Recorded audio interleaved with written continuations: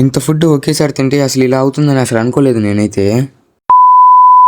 Hello మామ, అందరు బాగున్నారు అనుకుంటా. నేను మీ టాల్క్ విత్ మామని, అందరు బాగున్నారు అనుకుంటా. ఈరోజు పొద్దున్నే క్లైమేట్ బాగుందని క్రికెట్ ఆడని అయితే వెళ్తున్నాం మేమందరం అయితే.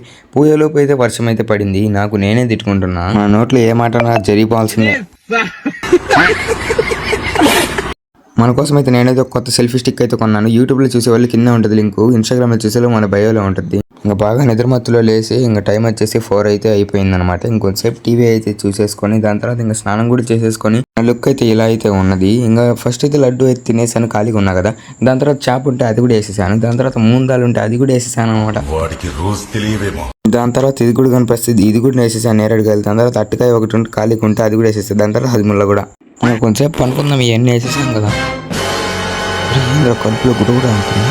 ఊరి కడుపులో ఏంద్ర స్వామి, అవన్నీ తినిపి ఏమైనా అయింది ఏంది.